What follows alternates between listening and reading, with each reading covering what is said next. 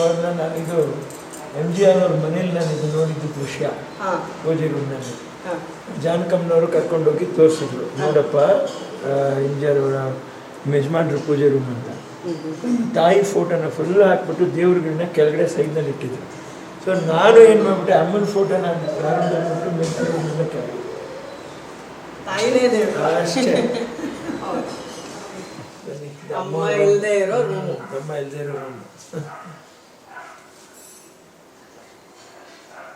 Sir last time ಹಾಗೆ ಇಟ್ಟಿದ್ದೀವಿ. ಅಮ್ಮ ಇಲ್ಲಿ ಮಲಗಿದ್ರು, ನಾವು ಕೂತ್ಕೊಂಡು ಅವ್ರ ಹತ್ರ ಆಶೀರ್ವಾದ ಪಡ್ಕೊಂಡು ಹೋಗಿದ್ದೆ. ಇವತ್ತು ಸರ್ ಇದು ಹೆಂಗೆ ಸರ್, ಇದು ಅಮ್ಮಂದು ಇದು ಮಹಾರಾಷ್ಟ್ರದಿಂದ ಪಾದುಕೆಗಳು ಕೊಟ್ಟು, ಅಂಬಾಭವಾನಿ ದೇವಸ್ಥಾನದಿಂದ ಪಾದುಕೆ, ಅದು ಮಹಾರಾಷ್ಟ್ರದಿಂದ, ಅದು ಕಮಂಡ್ಲ 2 ಕೊಟ್ಟು ಹೋದವರು. ಅಮ್ಮನ ಪಾದಕ್ಕೆ ಹಾಕಿ ಅಮ್ಮ ಅವ್ರ ಕಾಲುವಾಗಕ್ಕೊಂದು 4-5 ದಿವಸಕ್ಕೆ ಮುಂಚೆ ಬಂದು ಅದನ್ನು ಮಾಡಿಬಿಟ್ಟು, ಅಲ್ಲೇ ಗೊತ್ತಾಗಿದೆ ಅಂಬಾಭವಾನಿ ಬೇರೆ ಯಾರು ಅಲ್ಲ, ನಿಮ್ಮ ತಾಯಿನೇ ಹೋಗಪ್ಪ, ಇನ್ನು ಏನೂ ಸುತ್ತಕಾಲ ಅವ್ರೊಬ್ಬರದು ಖಂಡಿತ. ಅದಕ್ಕೆ ನನಗೆ ಮನಸ್ಸೇ ಇದಾಗಿನೇ ನಾನು ಕಂಪ್ಲೀಟ್ ದೇವಸ್ಥಾನನೇ ಹೌದು, ಅಲ್ಲಿಂದ ಇಲ್ಲಿವರೆಗೂ ಏನೂ ವಿಘ್ನ ಆಗಿಲ್ಲ ಜೀವನದಲ್ಲಿ. ಒಂದು ನನಗೇ ಇಲ್ದಿರುವಂಥ ಒಂದು ಧೈರ್ಯ. ಆಮೇಲೆ ಮನಸ್ಸಿಗೆ ಏನು ಅನ್ನಿಸ್ತಾ ಇದೆ ಅಂದರೆ, ಈವರೆಗೂ ನಾವೇನು ಬಾಳಿದ್ವೋ ಒಂದು ಸ್ವಲ್ಪ ನಮ್ಮ ಚಿತ್ರರಂಗಕ್ಕೆ, ನಮ್ಮ ಜನಗಳಿಗೆ ಪಾಪ ಕಷ್ಟಪಡ್ತಾ ಇರ್ತಕ್ಕಂಥ ಆ ವರ್ಗಕ್ಕೆ ಏನು ನಮ್ಮಿಂದ ಚಿಕ್ಕದಾಗಿ ಮಾಡೋಕ್ಕೆ ಸಾಧ್ಯ ಅಷ್ಟೇ ಹೋಗ್ತಾ ಇದೆ ತಲೆ, ಏನೂ ಬರ್ತಾ ಇಲ್ಲ ಮೈಂಡು. ಎಲ್ಲ ನೋಡಿದಾಗ ಬೇಜಾರಾಗುತ್ತೆ ನಿಜವಾಗಿ.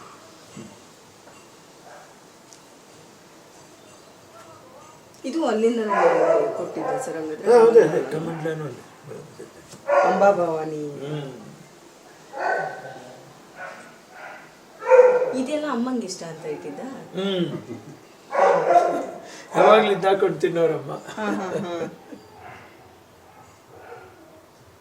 ನಾನೇ ಪುಣ್ಯವಂತ ಸರ್, ನಾನೇ ಪುಣ್ಯವಂತ. ಎಷ್ಟೋ ಸತಿ ಮೀಟ್ ಮಾಡಿ ಅವ್ರದ್ದು ಆಶೀರ್ವಾದ ಪಡ್ಕೊಂಡು, ಖಂಡಿತ ಖಂಡಿತ ಅದೇನೋ ಎಲ್ಲರಿಗೂ ಅಷ್ಟೇ ಪ್ರೀತಿ ಕೊಡೋರು ಅವರು, ಭೇದ ಭಾವ ಇಲ್ಲ, ತುಂಬಾನೇ ಪ್ರೀತಿ ಕೊಡೋರು ಎಲ್ಲರಿಗೂ. ಜೊತೆಲಿ ಬಂದವ್ರು ಇರ್ಬೋದು, ಹೊಸದಾಗಿ ಪರಿಚಯ ಆದವ್ರು ಅಂತಿಲ್ಲ, ಹಳುಬ್ರು ಅಂತಿಲ್ಲ, ತುಂಬಾ ಪ್ರೀತಿ ಕೊಡೋರು. ಎಸ್ ಸರ್, ಈಗ ಅಮ್ಮ ಪ್ರಾಕ್ಟೀಸ್ ಮಾಡ್ತಾ ಇದ್ರು ಸ್ಲೇಟ್ ಅಲ್ಲಿ. ಅದೇನು ಪ್ರಾಕ್ಟೀಸ್ ಮಾಡ್ತಾ ಇದ್ದೀವಿ? ಸಿಗ್ನೇಚರು. ನಾನು ಅವ್ರು ತುಂಬಾ ಕುಗ್ಗೋವರೆಗೂ ನಾವು ಬರೀ ಲೀಲಾ ಅಂತ ನೀನು ಅಷ್ಟೇ ಹಾಕ್ಸಾಕಮ್ಮ, ಏನಾದರೂ ಬರೀ ಹೆಡ್ ಆಫೀಸಿಗೆ ಹೇಳ್ಬಿಟ್ಟೆ ಬ್ಯಾಂಕಲ್ಲಿ. ಅಮ್ಮನ ಇನ್ನೂ ನಾನು ಗೌರವಿಸ್ತೀನಿ, ಅವ್ರ ಸೈನ್ ತಗೊಂಡೇ ಬರೋದು ಬ್ಯಾಂಕ್ಗೆ. ನಾನು ನೆಟ್ ಬ್ಯಾಂಕಿಂಗ್ ಮಾಡಲ್ಲ ನಾನು. ಅವೆಲ್ಲ ಹೊರಗಡೆ ಅಮ್ಮವರ ಫೋಟೋಸ್ ಏನಿದೆ, ಅಮ್ಮ ಫೋಟೋಸೇ ಬರೋದು ಹೊರಗಡೆ. ಎಲ್ಲ ಇದ್ರಲ್ಲೂ ಒಂದೊಂದು ನೀವು 3D ಒಂದು ತೋರಿಸಿದ್ರಲ್ಲ. ಕರೆಕ್ಟ್. ಹೌದು, ಚಿತ್ರರಂಗದ ಒಂದು ಯಾತ್ರೆ. ಅಲ್ಲಿಂದ ಹೊರಗಡೆ ಭಾಗ, ಒಳಗಡೆ ಬಂದು ಸಮಾಜ ಸೇವೆ, ಚಿತ್ರರಂಗ ಎಲ್ಲಾನು ಸೇರ್ಕೊಂಡು ಒಂದು ಕಾಂಬಿನೇಷನ್.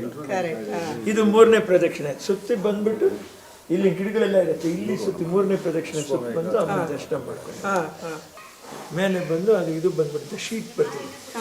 ಸೊ ನಿಮ್ಗೇನು ಮಳೆ ಬಂದ್ರು ಯಾವುದಕ್ಕೂ ತೊಂದರೆ ಇಲ್ಲ, ಮುಗಿಸ್ಕೊಂಡು ಎಕ್ಸಿಟಿಂಗ್ ಹೋಗ್ತೀವಿ.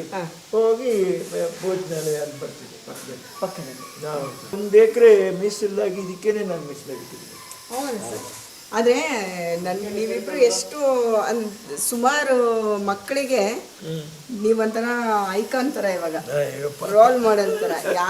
ತಾಯಿ ಮಕ್ಕಳು ಜಗಳ ಆಡ್ತೀವಿ ಸರ್, ಯಾರೇ ಆಗಲಿ. ಅಮ್ಮ ಬುದ್ಧಿ ಹೇಳೋದು, ಅಮ್ಮನ ಮೇಲೆ ಸಿಟ್ಟಾಗೋದು, ಇದೆಲ್ಲ ಇದ್ದೇ ಇರುತ್ತೆ. ಆದ್ರೆ ಆದರ್ಶ ಅನ್ನೋದೇನು ಅಂತಂದ್ರೆ, ತಾಯಿನ ಇರೋವಾಗ್ಲೂ ಅಷ್ಟೇ ಚೆನ್ನಾಗಿ ನೋಡ್ಕೊಂಡು ಅವ್ರ ನಂತರನೂ ಅವ್ರನ್ನ ಯಾರು ಮರೀದೇ ಇರೋ ಹಂಗೆ ಮರಿಬಾರ್ದು. ಆ ಕಷ್ಟ ಕಾಲದಲ್ಲಿ ಇದ್ದಾಗಲೂ ಕೂಡ ಯಾವಾಗಲೂ ಪ್ರಾಣಿ ಬೆಕ್ಕುಗಳನ್ನ ಸಾಕು. ಈಗೂ ಅಷ್ಟೊಂದಿದೆ ಅಲ್ಲ ಸರ್. ಹೌದು, ಆವಾಗಲೂ ಅವ್ರೊಂದು ತಟ್ಟೆಲಿ ಅಡುಗೆ ಊಟ ರೆಡಿ ಮಾಡಿದೆ. ಅದ್ರಲ್ಲಿ ಏನು ಮಾಡೋರು, ತನಗೆ ಬೇಕಾಗಿರೋದು ಒಂದು ಸ್ವಲ್ಪ ಹಿಂಗಿಟ್ಕೊಂಡು ಈ ಪ್ರಾಣಿಗಳಿಗೆ ಅಂತ ಇಟ್ಬಿಟ್ಟು, 5 ಇತ್ತು ಅಂದರೆ 5 ಇದು ಮಾಡಿಬಿಟ್ಟು 5ಕ್ಕೂ ಇಟ್ಬಿಟ್ಟು ಒಂದಿದ್ರಲ್ಲಿ ತಿನ್ನೋರು. ಅದಕ್ಕೋಸ್ಕರ ನನಗೆ ಸರಿ ನಾನು ನೆನೆಸ್ಕೊಂಡ್ರು ಅಮ್ಮವರ ಒಂದು ಹೃದಯವಂತಿಗೆ ಅದು ಸಾಧ್ಯನೇ ಇಲ್ಲ. ಎವ್ರಿ ಡೇ ಈವರೆಗೂ 10 ವರ್ಷ ಆಗೋಯ್ತು, 11 ವರ್ಷ ಬೀದಿಲಿರೋ ನಾಯಿಗಳಿಗೆ ಪಾಪ ರಿಸ್ಕ್ ತಗೊಂಡು ರೆಗ್ಯುಲರ್.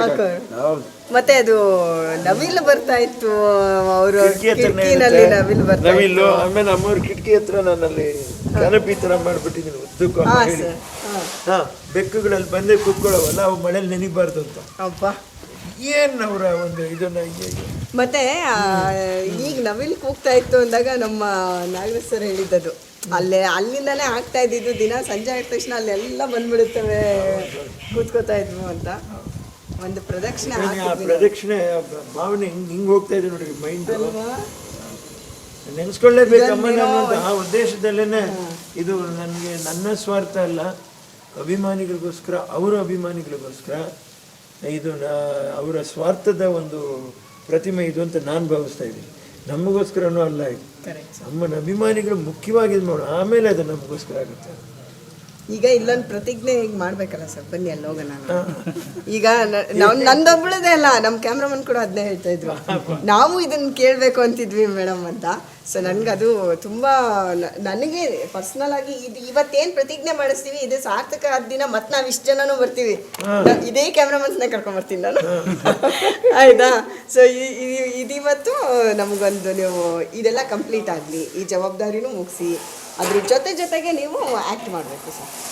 ಕೊಡಿ ಇವಾಗ ಅಮ್ಮನ ಮುಂದೆ ನಮಗೆ ಪ್ರಾಮಿಸ್ ಮಾಡಬೇಕು. ಇಲ್ಲ ಯಾಕೆ ಗೊತ್ತಾ, ಯಾಕೆ ಇಷ್ಟು ಹಠ ಹಿಡಿದು ಕೂತಿದ್ದೀವಿ ಅಂದರೆ ನಾವು ನಿಮ್ಮನ್ನು ಸ್ಕ್ರೀನಲ್ಲಿ ನೋಡ್ಬೇಕು ಅಷ್ಟೇ ನಮ್ದು ಆಸೆ. ಮಾಡಿದ್ರೆ ಆಯ್ತವಲ್ಲ ಸರ್, ಹಾಗೆ ಆಗುತ್ತೆ, ಮಾಡಲೇಬೇಕು ನೀವು. ಆಗಲಿ, ನೀವು ಹೇಳಿದಂತೆ ಈಗ ಪ್ರಾಮಿಸ್ ಮಾಡಿ ಮತ್ತೆ ನೀವು ಇಲ್ಲ ಸ್ಮಾಲ್ ಸ್ಕ್ರೀನಲ್ಲಿ ಬರ್ತಿರೋ, ಬಿಗ್ ಸ್ಕ್ರೀನಲ್ಲಿ ಬರ್ತಿರೋ, ಸೀರೀಸಲ್ಲಿ ಬರ್ತಿರೋ, ನಮ್ಗೆ ಅದೆಲ್ಲ ಗೊತ್ತಿಲ್ಲ. ಯಾವ ಪ್ಲಾಟ್ಫಾರ್ಮ್ ಅಲ್ಲಿ ಬರ್ತಿರೋ ದರ್ಶನ್ ಅವರೇ ಪಾಪ ತರುಣ್ ಸುಧೀರ್ ಅವರು ಪೋಸ್ಟ್ ಮಾಡಿ ಕಾಟಿರೋದ್ರಲ್ಲಿ ನಾನು ಒಂದು ಪಾತ್ರ ಮಾಡಿ ಅದೆಲ್ಲ ಆಯ್ತು, ಅದಾದ್ಮೇಲೆ ಕಂಟಿನ್ಯೂ ಆಗಬೇಕು. ಅದಲ್ಲಿಗೆ ಸ್ಟಾಪ್ ಆಗಬಾರ್ದು, ಕಂಟಿನ್ಯೂ ಆಗಬೇಕು. ನೀವು ಮಾಡೋದೇ ಇಲ್ಲ ಅಂತನೋ ಮಾಡ್ತಿದ್ದೀರಾ ಅಂತನೋ ಆ ಥರ ಅಲ್ಲ, ಅದು ಕಂಟಿನ್ಯೂ ಆಗಬೇಕು. ಆಗಲಿ, ನೀವು ಹೇಳಿದಂತೆ ನಡೀಲಿ. ಹಾಂ, ಬೇರೆಯವ್ರಿಗೆ ಇಷ್ಟೆಲ್ಲ ಸಹಾಯ ಮಾಡ್ತೀರಾ, ನೀವೇ ಒಂದು ಪ್ರೊಡಕ್ಷನ್ ಮಾಡಿ, ನೀವೇ ಒಂದು ಪ್ರೊಡ್ಯೂಸ್ ಮಾಡಿ, ನೀವೇ ಮಾಡಿ. ಪಾಪ ಬೇರೆಯವ್ರಿಗೆ ನಾವು ಸಹಾಯ ಮಾಡುವಾಗ, ಬೇರೆ ಜವಾಬ್ದಾರಿಗಳನ್ನ ನಾವು ಯೋಚನೆ ಮಾಡುವಾಗ ನಮ್ಮ ಬಗ್ಗೆ ನಾವು ಜಾಸ್ತಿ ಯೋಚನೆ ಮಾಡೋದು ಕಷ್ಟ ಆಗೋಗುತ್ತೆ. ಅಲ್ಲ, ನೀವೊಬ್ಬರೇ ಅಲ್ಲ ಸರ್, ಇದು ನೀವು ಒಂದು ಶುರು ಮಾಡಿದ್ರೆ ನಿಮ್ಮ ಸುತ್ತ 10 ಫ್ಯಾಮಿಲಿ ಬದುಕ್ಬಿಡುತ್ತೆ. ಅವಾಗ ನಿಜವಾಗ್ಲೂ ಹೇಳೋದು ಸತ್ಯ ಅದು. ಅದೇ ನಾನು ದರ್ಶನ್ ಅವ್ರ ವಿಷಯದಲ್ಲೂ ನಾನು ನೊಂದ್ಕೊಂಡಿದ್ದೆ ಅಷ್ಟೇ, ಇನ್ನೇನಿಲ್ಲ. ಅವ್ರ ತಪ್ಪನ್ನ ಇನ್ನೊಂದು ಸಮರ್ಥಿಸ್ಕೊಳ್ಳೋಕೆ ಬರಲಿಲ್ಲ ನಾನು, ಯಾರು ಏನು ಅರ್ಥ ಮಾಡ್ಕೊಂಡು ಇಲ್ಲ ಅದರಲ್ಲೇನಿಲ್ಲ. ಆದರೆ ಆ ಊಟ ನಡೀತಾ ಇತ್ತು, ಕರೆಕ್ಟ್. ಅಲ್ಲಿ ಕಾಣೋ ಜನ ಅಲ್ಲ, ಸಾಯಂಕಾಲ ಮನೆಗೆ ಅವ್ರು ಬಾಟ ಎತ್ಕೊಂಡು ಹೋಗಿ ಯಾರು ಕೊಡ್ತಾ ಇದ್ರು, ಅವ್ರ ಹೆಂಡತಿ ಮಕ್ಳಿಗಲ್ವೇ ಅದು. ನಿಜ ಸರ್. ಸೊ ಆ ಮಲ್ಟಿಪ್ಲೈ ಮಾಡಿ ಒಂದು 100 ಜನನೋ 200 ಜನ, 200 ಜನ ಇಂಟು 4 ಹಾಕ್ರಿ ಸರ್, ಅದು 800 ಜನ. 800 ಜನ ಇಂಟು ನೀವು 60 ದಿವಸ ಹಾಕ್ರಿ, ಅಷ್ಟು ಜನದ್ದು. ಈಗ ನಾನೇನೋ ಒಂದು ವರ್ಕ್ನೇನು ಮಾಡ್ತಾ ಇದ್ದೀನಿ ಅಂದರೆ ಅದು ಅಮ್ಮವ್ರು ಕೊಟ್ಟಿರುವಂಥ ಸೋರ್ಸ್ನ ಇಟ್ಕೊಂಡು ಅದನ್ನು ಡೆವಲಪ್ ಮಾಡಿಕೊಂಡು ಜನಕ್ಕೆ ಮಂತ್ಲಿ ಆದರೆ ನನಗೆ ಇಲ್ಲ ಒಂದು ಚಿಕ್ಕ ವಿಷಯ ನಿಮಗೆ ಇನ್ಕ್ಲೂಡಿಂಗ್ ಇದು. ಈಗ ನೋಡಿ, ಒಬ್ಬರು ಬಂದು ಸ್ಕೂಲಿಗೆ ಪೋಲ್ ಹಾಕ್ಸ್ಕೊಡಿ ಅವರು ನೋಡ್ರಿ, ಅವ್ರು ಹೇಳ್ತಾರಾ ಇವತ್ತೊಳಗೆ ಸಾಯಂಕಾಲದೊಳಗೆ ಅವ್ರು ನಾನು ಫೋನ್ ಮಾತಾಡ್ಬಿಟ್ಟು ಪೋಲ್ ತರಿಸ್ಬಿಟ್ಟು ಇವ್ರಿಗೆ ಹೇಳ್ಬಿಟ್ಟು ಸ್ವಲ್ಪ ಮೆಟೀರಿಯಲ್ಸಲ್ಲಿ ಸಪ್ಲೈ ಮಾಡಿಸಿ ಇಮಿಡಿಯೇಟ್ ಹಾಕ್ಸಿಸ್ತೀವಿ. ಇದು ಆ್ಯಕ್ಷನ್ ಪ್ಲ್ಯಾನ್. ಇದನ್ನು ಕ್ಯಾಲ್ಕುಲೇಟ್ ಮಾಡೋನು ನಾನು. ತಿರುಗಿಯಲ್ಲಿ ರತ್ನ ಇಲ್ಲ ಇನ್ನೊಬ್ರು ಯಾರೋ ಇದ್ದೇ ಇರ್ತಾರೆ, ಅವ್ರಿಗೆ ಮಾತಾಡಿಸ್ಬಿಟ್ಟು ಹೇಳ್ಬಿಟ್ಟು ಸತೀಶ್ ಅಂತ ನಮ್ಮವ್ರು ಇದ್ದಾರೆ, ಫೋನ್ ಮಾಡಿದ್ರೆ ಅವ್ರು ಬರ್ತಾರೆ, ಎಲ್ಲ ಮಾಡ್ತಾರೆ, ಅವ್ರು ನೋಡ್ಕೋತಾರೆ ಅಂತೆಲ್ಲ ನಾವು ಬಿಟ್ಟರೆ ಹೋಯ್ತು. ಆಯ್ತೇನಪ್ಪ ಅಂತ ಈಗ ಮುತ್ತುವನ್ನು ಕೇಳಿದೆ, ಏನಪ್ಪ ಆಯ್ತೇನಪ್ಪ, ಇಲ್ಲ ಮುಗಿಸ್ಕೊಂಡು ರೆಡಿ ಮಾಡ್ಕೊಂಡು ಬರ್ತಾಯಿದ್ದೀನಿ. ಬರೋದಲ್ಲ ಕಣಪ್ಪ, ಅಲ್ಲಿ ಮುಗಿಸ್ಕೊಂಡು ಏನು ಕೆಲಸ ಇದೆ ಕ್ಲೋಸ್ ಮಾಡ್ಕೊಂಡು ಇಲ್ಲಿ ಬಾ, ತಿರುಗಿ ರಿಟರ್ನ್ ಇಲ್ಲಿಂದ ಹೋಗ್ಬೇಡ ಅಲ್ಲಿ. ಇದೇ ನನ್ನ ತಾಯಿಯವ್ರು ಹೇಳ್ತಾಯಿದ್ರು, ವೇಸ್ಟ್ ಎಕ್ಸ್ಪೆನ್ಸಸ್ ಮಾಡಿಬಿಡಿ. ಅವ್ರು ಎಷ್ಟು ಸರಿ ಹೇಳ್ಬಿಟ್ಟು, ಡೀಸೆಲ್ ನೀನು ಎಷ್ಟು ಸರಿ ಹಾಕ್ತೀಯಪ್ಪ, ಒಂದು ಸರಿ ಹಾಕ್ತೀಯ ಒಂದು ದಿವ್ಸಕ್ಕೆ ಒಂದು ಗಾಡಿ, ಒಂದು 7-8 ಗಾಡಿ ಇಟ್ಟಿದ್ದೀವಿ, 9 ಗಾಡಿ ಇಟ್ಟಿದ್ದೀವಿ. ನೀನು ಮಾಡಬೇಕು, ಒಂದೇ ಸರಿ ಕ್ಯಾನಲ್ಲಿ ತಂದು ಇಟ್ಕೊಂಡು ಎಲ್ಲಿಂದ ಕ್ಯಾನ್ನಿಂದ ಶಿಫ್ಟ್ ಮಾಡ್ಕೊ ಡೀಸೆಲ್ ಗಾಡಿ, ಹೋಗಿ ಅಲ್ಲಿ ಇಲ್ಲಿ ನಿಂತ್ಕೊಳ್ಳೋದು, ತಿರುಗಿ ಬಂದು ಹಾಕ್ತಿದ್ದು ಮಾಡಬಾರ್ದು. ನೀವು ಇವತ್ತಿನವರೆಗೂ ನಾವು ಅದೇ ಫಾಲೋ ಮಾಡ್ತೀವಿ. ಈಗ ನೀವು ಇಷ್ಟೆಲ್ಲ ಸಮಾಜ ಸೇವೆ ಮಾಡ್ತಿದ್ದೀರಲ್ಲ, ಅದು ಸಮಾಜ ಸೇವೆನೇ ಸರ್. ಯಾರೋ ಒಬ್ರು ಏನೋ ಬಂದು ಕೇಳಿದ್ರು ಅಂದ್ರೆ ಇಮಿಡಿಯೇಟಾಗಿ ಮಾಡೋದೇನು ಸುಮ್ಮನೆ ಕೆಲಸ ಅಲ್ಲ. ಯಾಕೆ ನಿಮ್ಗೆ ಯಾವತ್ತಾದರೂ ಪಾಲಿಟಿಕ್ಸಿಗೆ ಬರಬೇಕು ಅಂತ ಅನಿಸಿರ್ಲಿಲ್ಲ ಅಥವಾ ಯಾರು ನಿಮ್ಗೆ ಉತ್ತೇಜನ? ಅಂದರೆ ಸಮಾಜ ಸೇವೆ ಮಾಡೋಕ್ಕೆ ಅದೇ ಪ್ಲ್ಯಾಟ್ಫಾರ್ಮ್ ಬೇಕು? ಬೇಡ, ಅಮ್ಮವ್ರು ತೋರಿಸ್ಕೊಟ್ಟಿದ್ದ ದಾರಿನೇ ಇದು. ತುಂಬ ಹಿಂದೆನೇ ಯಾವಾಗಲೂ ತಮಿಳ್ನಾಡಿನಲ್ಲಿ ಸ್ಕೂಲಿಗೆ ಕಂಪ್ಯೂಟರ್ಸ್ ಎಲ್ಲ ಕೊಟ್ಟಿದ್ವಿ ನಾವು. ಇವತ್ತು ಇಲ್ಲಿ ಸ್ಕೂಲ್ದು ಕೇಳಿದ್ರು, ಒಂದು ಸಾರ್ ನಮ್ಮ ದನಗಳೆಲ್ಲ ಒಳಗಡೆ ಬರುತ್ತೆ, 400-450 ಅಡಿ ಕಾಂಪೌಂಡ್ ಹಾಕ್ಸ್ಕೊಟ್ಟಿದ್ವಿ. ಹೌದು. ಸೊ ಅದು ಏನೋ ನಮ್ಮ ಕೈಲಿ ಏನು ಸಾಧ್ಯ, ಅಧಿಕಾರ ಬೇಡ, ಅಂತಸ್ತು ಬೇಡ, ನಮ್ಮಷ್ಟು ಖಂಡಿತ ಮಾಡ್ಬೋದು. ನಮಗೆ ಮನಸ್ಸು ತೃಪ್ತಿ ಆಗುತ್ತೆ. ಮಾಡ್ತಾ ನಮಗೆ ಏನೋ ಅದ್ರಲ್ಲಿ ಒಂದು ಸಂತೋಷ ಸಿಗುತ್ತೆ. ಕಷ್ಟ ಸುಖ ಹಂಗೆ ಹೇಳ್ಕೊತಾರೆ ನೋಡ್ರಿ ಇವ್ರು. ಅಲ್ವಾ? ಅದಕ್ಕೆ ನನಗೆ ಅದನ್ನ ನೋಡಿನೇ ನೆನಪಾಗಿದ್ದು. ಒಬ್ಬ ಯಾರೋ ಪೊಲಿಟಿಷಿಯನ್ ಹತ್ರ ಬಂದು ಹೇಳ್ಕೊಳ್ಳೋದನ್ನ ನಾವು ನೋಡಿದೀವಿ, ಒಬ್ಬ ಕಲಾವಿದನ ಹತ್ರ ಬಂದು ಹೇಳ್ಕೊಳ್ಳೋದನ್ನ ಇವತ್ತೇ ಫಸ್ಟ್ ನಾನು ನೋಡಿದ್ದು. ಅಲ್ಲೇ ಸುಮಾರು ಜನ ಇರಬಹುದೇನೋ, ಆದ್ರೆ ಅವ್ರ ಕೈಲಿ ಒಂದು ಅಧಿಕಾರ ಅನ್ನೋದಿರುತ್ತೆ ಅವಾಗ. ಬಟ್ ನೀವು ವಿತೌಟ್ ಯಾವ ಅಧಿಕಾರ ಇಲ್ಲ, ಯಾವುದೇ ಒಂದು ಎಲೆಕ್ಷನ್ ಇದಿಲ್ಲ, ಏನಿಲ್ಲ, ಆದ್ರೆ ನಿಮ್ಮ ಹತ್ರನೂ ಬಂದು ಹಿಂಗೆ ಹೇಳ್ಕೊಂಡ್ರಲ್ಲ, ಅದನ್ನ ನೋಡಿ ನನಗೂ ಆಶ್ಚರ್ಯ ಆಯ್ತು. ಆ ಶಕ್ತಿ ನಿಮ್ಗೆ ಇನ್ನೂ ಜಾಸ್ತಿ ಆಗಲಿ ಸರ್. ನೀವು ಆಕ್ಟ್ ಮಾಡ್ತೀನಿ ಅಂತ ಹೇಳಿದ್ದೀರಾ, ಅದನ್ನ ಕಂಟಿನ್ಯೂ ಮಾಡ್ತಾನೆ ಇರ್ಬೇಕು. ಅವಾಗ ಅಟ್ಲೀಸ್ಟ್ ನೋಡೋಣ ಇಲ್ಲ ಇವ್ರು ಪ್ರತಿಜ್ಞೆ. ಅದಕ್ಕೆ ನಾನು ಇಲ್ಲಿ ಕರ್ಕೊಂಡ್ ಬಂದಿದ್ದು. ಆಯ್ತಾ? ನೀವು ಮಾಡ್ತಾ ಇರ್ಬೇಕು. ಓಕೆನಾ? ಮತ್ತೆ ಸಿಗ್ತಾ ಇರೋಣ ಸರ್. ಆಲ್ ದ ಬೆಸ್ಟ್ ನಿಮಗೆ. ಚೆನ್ನಾಗಿರ್ಲಿ. ಆರೋಗ್ಯದ ಕಡೆ ತುಂಬ ಗಮನ ಇರಬೇಕು. ಮೊದಲೇನೋ ಹುಷಾರಾಗಿದ್ದೀರಾ, ಈಗ ತುಂಬ ರೆಸ್ಟ್ ಬೇಕು. ಸೊ ಹಂಗಾಗಿ ನಾನು ನಿಮ್ಮನ್ನ ಇವತ್ತಿನ ಎಪಿಸೋಡಲ್ಲಿ ಹಿಂಗೆ ಬಿಟ್ಕೊಡ್ತಾ ಇದ್ದೀವಿ. ಆರಾಮಾಗಿ ರೆಸ್ಟ್ ಮಾಡಿ ಹುಷಾರಾಗಿ ರೆಸ್ಟ್ ಮಾಡಿರ್ತೀವಿ. ನೀವು ದೇವ್ರು ನಿಮ್ಮನ್ನೇ ಚೆನ್ನಾಗಿರ್ಲಿ, ನೋಡ್ಕಲ್ಲ ನಮಗಿಂತ ಚೆನ್ನಾಗಿರ್ಲಿ. ಯಾಕಂದರೆ ಇಡೀ ಸಮಾಜನ, ಇಡೀ ನಮ್ಮ ಕರ್ನಾಟಕನ, ನಾಡು ನುಡಿ ನೆಲ ಜಲ ಎಲ್ಲವನ್ನು ಏನೇ ಆದಾಗ ಓಡೋಗಿ ನಿಂತ್ಕೊಂಡ್ಬಿಡ್ತೀರ. ಅದಕ್ಕೆ ನಮಗಿಂತ ಚೆನ್ನಾಗಿ ನಿಮ್ಮನ್ನು ಚೆನ್ನಾಗಿ. ಸೊ ಈ ಎಪಿಸೋಡಲ್ಲಿ ನಾವು ಅಮ್ಮನ ಬಗ್ಗೆ ಮುಂಚೆಯಿಂದನೂ ನೋಡ್ಕೊಂಡೇ ಬಂದಿದ್ದೀವಿ. ಅವ್ರು ಇಲ್ಲದೆ ಇರೋ ದಿನಗಳನ್ನ ನೀವು ಹೆಂಗೆ ಕಳೀತಿದ್ದೀರಾ ಅನ್ನೋದನ್ನು ಈ ಎಪಿಸೋಡಲ್ಲಿ ಒಂದಷ್ಟು ನಾವು ನೋಡಿದ್ದೀವಿ. ನಿಮ್ಗೆ ಆ ನೋವು ಎಷ್ಟೇ ಇದ್ರೂ ಅದು ನೀವಿರೋವರೆಗೂ ಖಂಡಿತ ನಿಮ್ಗೆ ಇದ್ದೇ ಇರುತ್ತೆ. ನಾವು ಈ ಮಣ್ಣಲ್ಲಿ ಹೋಗೋವರೆಗೂ ಖಂಡಿತ ಇರುತ್ತೆ. ಆದ್ರೂ ನೀವು ಇಷ್ಟು ಕೆಲಸಗಳನ್ನ ಮಾಡ್ತಾ ಇದ್ದೀರಾ. ಇನ್ನಷ್ಟು ಮತ್ತಷ್ಟು ಒಳ್ಳೊಳ್ಳೆ ಇದರಲ್ಲಿ ನಾವೊಂದು ಹೇಳಿದ್ದೆ, ಜಾಗ ಒಂದು ಸ್ವಲ್ಪ ನನಗೊಂದು ಜಾಗ ಬಿಟ್ಬಿಡ್ರಿ ಇಲ್ಲಿ ಅಂತ. ಅಯ್ಯೋ ದೇವ್ರ ಸೆಂಟಿಮೆಂಟ್ ಆಗತ್ತೆ. ನೀವು ನೋಡಿಲ್ಲ, ನಾವು ಅವ್ರು ತೀರ್ಕೊಂಡು ಇನ್ನೇನು ಅವ್ರ ಅಂತಿಮ ಸಂಸ್ಕಾರ ಆಗಬೇಕು, ಹಿಂದಿನ ದಿವಸ ಆ ಪೆಟ್ಟಿಗೆನ ತಪ್ಕೊಂಡೇ ಮಲ್ಕೊಂಡಿದ್ದ. ಹೌದೌದು, ಆ ಜೀವನದಲ್ಲಿ ಮರೆಯೋಕ್ಕೆ ಆಗಲ್ಲ. ನಾನು ಇಲ್ಲಿ ಹೇಳ್ತಾ ಇರ್ತೀನಿ, ಎಲ್ಲ ಕೆಲಸ ಮುಗಿದ್ಮೇಲೆ ಇನ್ನೊಂದು ಜಾಗ ಜೊತೆ ನಿರಂತರ ಸಾಕು ಅನ್ಸ್ಬಿಟ್ರಿ. ಒಳ್ಳೆ ಅಮ್ಮ ಸಿಗೋದು ತುಂಬ ಕಷ್ಟ. ಆಮೇಲೆ ಏನೋ ಮಾಡಬೇಕು, ಆಮೇಲೆ ಹೊಟ್ಟೆ ತುಂಬಿದ ಮೇಲೆ ತಿರುಗಿ ಊಟ ಮಾಡಬೇಕು ಅಂತ ಹೇಳುವಂಥ ಒಂದು ಜಾಯಮಾನ ಆಗೋಗ್ಬಿಡುತ್ತೆ. ಅವ್ರು ನೋಡಿ ಬೇಕು ಅಂತ ಹಂಗೆ ಹೇಳ್ತೀವಿ ಅಂತ ಸ್ವಲ್ಪ ಅಗಲ ಕಟ್ಬಿಟ್ಟಿದ್ದಾರೆ. ನನಗೆ ಜಾಸ್ತಿ ಜಾಗ ಬೇಡ, ಅಮ್ಮನಿಗೆ ಜಾಸ್ತಿ ಕೊಡಿ, ನನಗೆ ಸ್ವಲ್ಪ ಜಾಗ ಕೊಟ್ಟು ಸಾಕಲ್ಲಿ ಮಲ್ಕೊಂಡ್ಬಿಡ್ತೀನಿ ಹಿಂಗೆ. ನಾನು ಈಗಲೂ ಹೇಳ್ತಾ ಇರ್ತೀನಿ, ನಾವು ನೀನು ಮಾಡಿದ್ರು ಕೂಡ ಅಷ್ಟೇ. ನಾನು ಇಲ್ಲಿ ಮನೆ ಕಟ್ಕೊಂಬಂದು ಇನ್ನು ನಿದ್ದೆ ಬಂದರೆ ಇಲ್ಲೇ ಬಂದು ಮಲ್ಕೊತೀನಿ ನಾನು. ಇಲ್ಲ ಅಯ್ಯೋ ದೇವ್ರು, ನಾನೇ ಹೇಳ್ತೀನಲ್ಲ, ಅಣ್ಣವ್ರ ಸಮಾಧಿನೂ ಅಷ್ಟೇ, ಅಲ್ಲಿನೂ ಅಷ್ಟೇ ಶಾಂತಿತ್ವವಾಗಿದೆ, ಭಾರಿ ಶಾಂತಿತ್ವವಾಗಿದೆ. ಅವನು ಇದನ್ನು ಆ ಥರ ಭಾವಿಸ್ಲೇಬಾರ್ದು. ಯಾಕಂದರೆ ನೆಮ್ಮದಿ ಮೌನ ಇರೋದೇ ಅಲ್ಲಿ. ನಿಮಗೆ ಸತ್ಯ ಅರ್ಥ ಆಗೋದೇ ಇಲ್ಲಿ, ಅದೇ ಸತ್ಯ. ಕಷ್ಟ ಆಗೋಗ್ಬಿಡತ್ತಲ್ವ, ಕಷ್ಟ ಆಗುತ್ತಪ್ಪ, ಎಲ್ಲರಿಗೂ ಕಣ್ಣಲ್ಲಿ ನೀರು ಬಂದ್ಬಿಡುತ್ತೆ, ಏನೂ ಮಾಡೋಕ್ಕಾಗಲ್ಲ. ಅದಕ್ಕೆ ನಾವೇನು ಹೇಳ್ತೀವಿ, ಈ ಟೈಮ್ ಅನ್ನೋದು ತುಂಬ ಕಡಿಮೆ ಅದು. ಎಷ್ಟೋ ಹಿರಿ ಜೀವಗಳು ಹೇಳ್ತಾ ಇರ್ತೇವೆ, ಎಲ್ಲಿ ಹೋಗ್ತೀವೋ ಬಾರೋ ಮಾತಾಡಪ್ಪ ಅದನ್ನು ಕರಿತಾ ಇರ್ತವೆ. ನಾವು ನಮ್ಮ ಯೌವನದ ಒಂದು ಇದರಲ್ಲಿ ಹಿರಿಯರು ಬರ್ತೀನಿ, ಏನು ನಿನಗೆ ಅಷ್ಟು ಅರ್ಜೆಂಟ್ ಅಂತ ಹೇಳ್ತೀನಿ. ಇನ್ನೂ ಒಂದು ದಿವಸ ನೋಡಿದ್ರೆ ಆ ಜೀವ ಅಲ್ಲಿರಲ್ಲ, ಆ ವಾಯ್ಸ್ ಕೇಳಿರುತ್ತೆ ನೋಡ್ರಿ ನಮಗೆ. ಬಾರಪ್ಪ ನನ್ನ ಹತ್ರ ಮಾತಾಡು ಅಂತ ಹೇಳಿದಾಗ ನೀವು ಬರಲಿಲ್ಲ, ಇವತ್ತು ನಾನಿಲ್ಲ, ಯಾರ ಹತ್ರ ಮಾತಾಡ್ತೀನಿ? ಇದುதான் ಜೀವನ, ಇದೇ ಸತ್ಯ. ಅದಕ್ಕೆ ಎಲ್ಲರೂ ನೀವು ಅರ್ಥ ಮಾಡ್ಕೊಂಬಿಟ್ರೆ ಎಲ್ಲರೂ ಸಂತರೇ ಅಪ್ಪಾಜಿ ಭೂಮಿ ಮೇಲೆ ಅಲ್ಲ. ಎಷ್ಟು ದೇವಸ್ಥಾನಕ್ಕೆ ಎಲ್ಲಿ ಖರ್ಚು ಮಾಡ್ಕೊಂಡು ಏನು ಹೋದ್ರೂ ಏನು ಉದ್ಧಾರ ಆಗ್ತೀವಿ ನಾವು. ಮನೇಲಿರ್ತಕ್ಕಂಥ ಹಿರಿಕರನ್ನ ನಾವು ಅರ್ಥ ಮಾಡ್ಕೊಂಬಿಟ್ಟು 10 ನಿಮಿಷ ಕೂತ್ಕೊಂಡು ಅವ್ರ ಜೊತೆಲೇ ನಾವು ಮಾತಾಡಿದಾಗ ನಮ್ಗೆ ಮೋಸ್ಟ್ಲಿ ನಮಗೆ ಮನಸ್ಸಿಗೆ ತುಂಬ ನೆಮ್ಮದಿ ಸಿಗ್ಬೋದು ಜೀವನದಲ್ಲಿ. ಆಮೇಲೆ ಒಂದು ಬೇಕು ಅಂತ ಏನ್ರಿ ಅನ್ನಿಸ್ತದೆ. ಜೀವನ ಎಷ್ಟಿರುತ್ತೆ ಗೊತ್ತಾ, ಒಂದು ಹೆಣ್ಣಿಗೆ ಮದುವೆ ಹಾಕ್ಕೊಂಡು ಹೋಗ್ತಾಳೆ, ತನ್ನ ತಾಯಿ ಆಗ್ತಾಳೆ, ಅತ್ತೆ ಆಗ್ತಾಳೆ, ಅಜ್ಜಿ ಆಗ್ತಾಳೆ, ಆಮೇಲೆ ಎಲ್ಲವನ್ನೂ ಬಿಟ್ಟು ಅವಳು ಹೋಗ್ತಾಳೆ. ಗಂಡನಾದವನು ಅವನ ಮಗನಾದವನು ಯೌವನದಲ್ಲಿ ಬಂದು ಅವನು ಗಂಡನಾಗ್ತಾನೆ, ಅಪ್ಪ ಆಗ್ತಾನೆ, ತಾತ ಆಗ್ತಾನೆ, ಅವನು ಹೋಗ್ತಾ ಇರ್ತದೆ.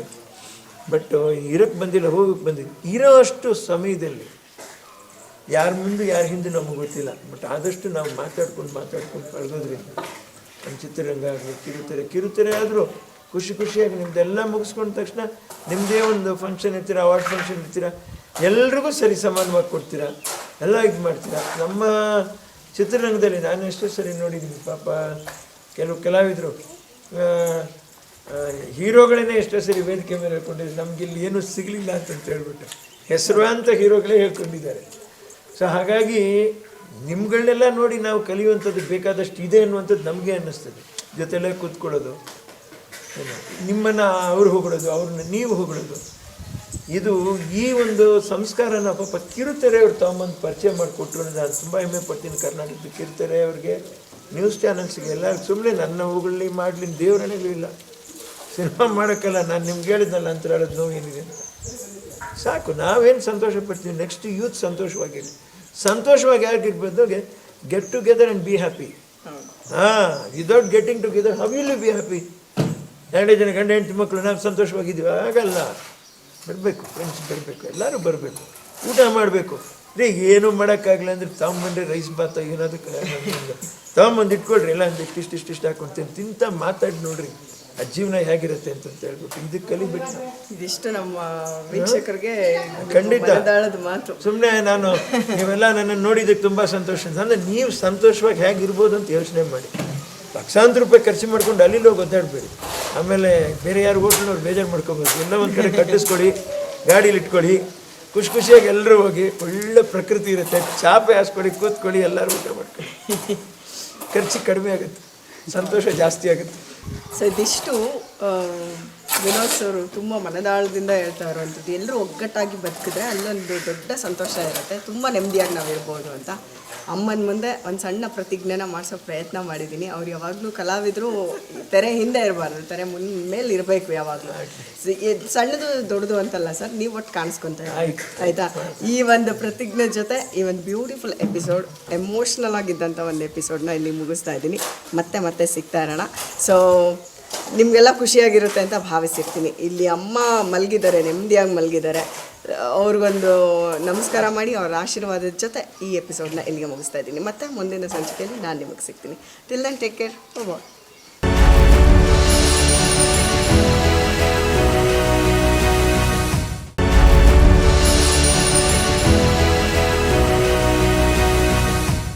ಸೊ ಇವಾಗ ನಾನು ಲೀಲಾವತಿ ಅಮ್ಮ ಅವರ ಒಂದು ಆಶೀರ್ವಾದ ತಗೊಂಡು ಅವರು ಮಲಗಿರೋ ಜಾಗದಿಂದ ಸ್ಟ್ರೇಟಾಗಿ ಈಗ ಇಲ್ಲಿಗೆ ಬಂದಿದ್ದೀನಿ. ನಮ್ಮ ಒಂದು ಜನಪರ ಕಾಳಜಿ ಎಷ್ಟಿದೆ ಲೀಲಾವತಿ ಅಮ್ಮ ಅವ್ರಿಗೆ ಅನ್ನೋದಕ್ಕೆ ಸಾಕ್ಷಿ ಈ ಹಾಸ್ಪಿಟಲು. ಸೊ ಇಲ್ಲಿನ ಡಾಕ್ಟ್ರು ಏನು ಹೇಳ್ತಾರೆ, ಅವ್ರು ಹೆಂಗೆ ಇಲ್ಲಿಗೆ ಬಂದರು, ಅದ್ರ ಬಗ್ಗೆನೂ ಒಂದಷ್ಟು ಮಾಹಿತಿನ ನಿಮಗೆ ತಿಳಿಸ್ಕೊಡೋಣ ಅಂತ ಹೇಳಿ ಬಂದಿದ್ದೀನಿ. ಡಾಕ್ಟ್ರ್ ಮಂಜುಳಾ ಅವರು ನಮ್ಮ ಜೊತೆ ಇದ್ದಾರೆ. ಅವರು ಈಗ ಪೇಷಂಟ್ಸ್ಗಳನ್ನ ನೋಡ್ತಾ ಇದ್ದಾರೆ. ನನಗೆ ಇಷ್ಟು ಜನನಿಬಿಡ ಪ್ರದೇಶದಲ್ಲಿ ಇರೋವಂಥ ಒಂದು ಚಿಕ್ಕ ಹಾಸ್ಪಿಟ್ಲು, ಇಲ್ಲಿ ಜನನೇ ಇಲ್ವಾ ಅಂತ ಅಂದ್ಕೊಂಡು ಬಂದರೆ ಒಬ್ಬೊಬ್ಬರೇ ಎಷ್ಟೊಂದು ಜನ ಬರ್ತಾ ಇದ್ದಾರೆ.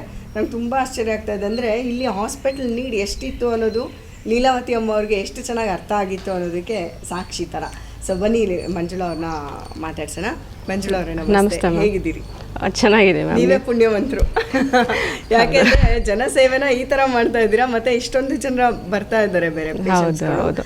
ಆ್ಯಂಡ್ ನಿಮ್ಮ ಒಂದು ಎಕ್ಸ್ಪೀರಿಯನ್ಸ್ ಹೆಂಗಿತ್ತು, ಹೆಂಗೆ ಇಲ್ಲಿಗೆ ಬಂದ್ರಿ?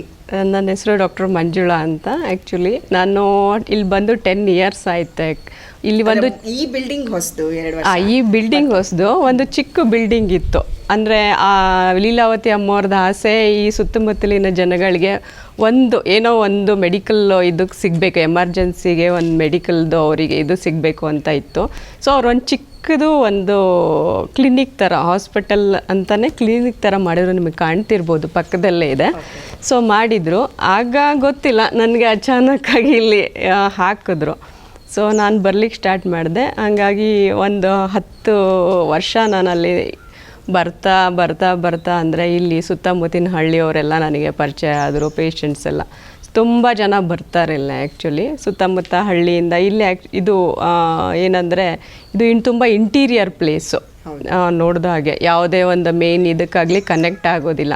ಸೊ ಇದು ಸುತ್ತಮುತ್ತ ಒಂದು 10 ಹಳ್ಳಿಗಳು ಈ ಹಾಸ್ಪಿಟಲ್ಗೆ ಅಂದರೆ ಕನೆಕ್ಟ್ ಆಗುತ್ತೆ. ಅವರಿಗೆ ಬೇರೆ ಎಲ್ಲೂ ಹೊರಗಡೆ ಹೋಗಬೇಕು, ತುಂಬ ದೂರ ಹೋಗಿ ಟ್ರೀಟ್ಮೆಂಟ್ ತೊಗೊಳ್ಳೋದು ಅಂದರೆ ಏನು ಬೇಸಿಕ್ ಅಷ್ಟೇ. ಬೇಸಿಕ್ಕಾಗಿ ಟ್ರೀಟ್ಮೆಂಟ್ ತೊಗೊಳ್ಳೋದೆಲ್ಲ ತುಂಬ ದೂರ ಹೋಗ್ತಾರೆ, ಕಷ್ಟ ಆಗುತ್ತೆ ಅಂತ ಹೇಳ್ಬಿಟ್ಟು ಅವರು ಈ ಹಾಸ್ಪಿಟಲ್ನ ಇದು ಮಾಡಿದ್ರು.